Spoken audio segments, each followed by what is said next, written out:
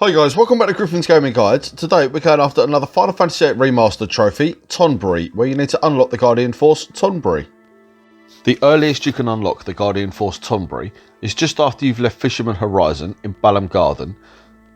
Your objective is to get to the southern part of the map. The easiest way to do this is to pilot your Balam Garden ship and go off the top of the map. You'll end up on the bottom of the map, then it's your second large landmass that you want to be on.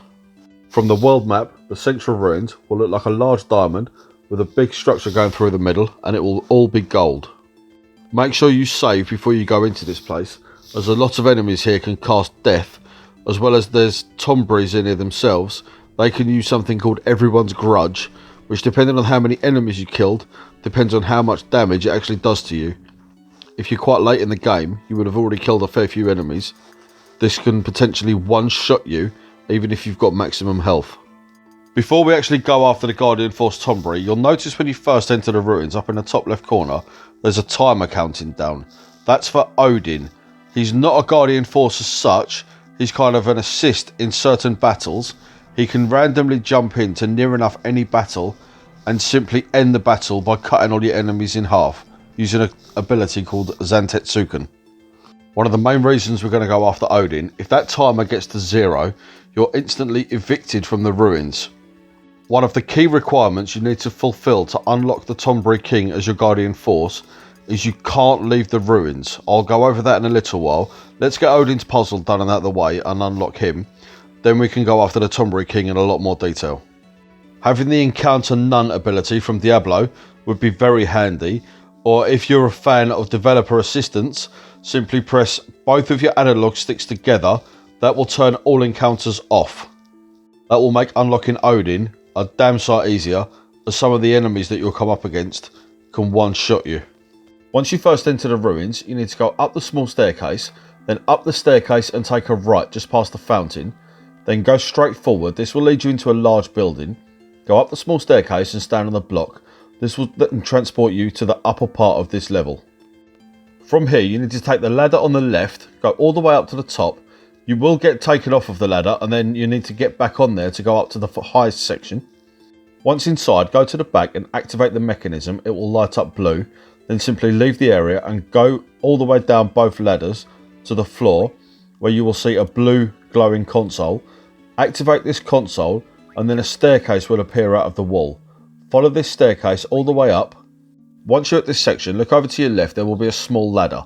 Go up this ladder. Take that eye out of the dragon statue, it's the red glowing one. Go back down the ladder, then look over to your right, you will see another spiral staircase. Go all the way up the top of this, climb up the ladder on your left, put the eye into the other dragon that's at the top. This will then give you a code which is unique to this particular portion of the game. So I can't help you out with this code, unfortunately. This is a section you have to do yourself. Make sure you remember your code, write it down if it helps. Take both eyes back out of that dragon statue, then go down to your previous dragon statue where you took your first eye out. Put both eyes back into this statue in any order you wish. Then you will have to input your code. A flame will light up allowing you to do so. Just simply input it up, down, left and right until you've got the right code in place. Once done, a door will unlock just underneath your first dragon statue. Go back down your small ladder, go into this door. Odin will be waiting for you. Now the fight itself isn't too difficult. Do all the usual things. Make sure that you've got haste. Make sure that you've got protect. Use your most powerful spells. Put aura on your party. Use your limit breaks as often as possible. You need to get Odin down before that timer runs out. If you are getting a little bit worried about your timer, simply activate your triple speed by pressing L3 or the left stick button. This has been put in by the developers to assist gamers, because if the timer does count all the way down to 0, you will be kicked out of Central Ruins and all of the puzzles will reset, so you'll have to do it all again. Once you're done with Odin, make your way all the way back down to the world map and make sure that you save your game. Now that that's all done with, we can now finally start our hunt for the Tonberry King. You want to go back into the Central Ruins, up your first staircase. You need to stay where the fountain is. If you leave this area, your Tonberry count will reset and you'll have to start this one all over again. Now, it will take you anywhere between 20 and 40 Tonberry kills to make the Tonberry King appear. When the Tonberry uses Everyone's Grudge, it takes the amount of enemies that that particular character has killed and times it by 20.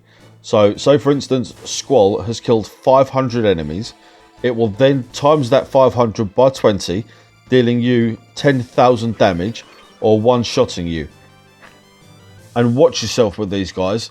They're tough. They've got a lot of HP and they've got a very nasty counter called Everyone's Grudge.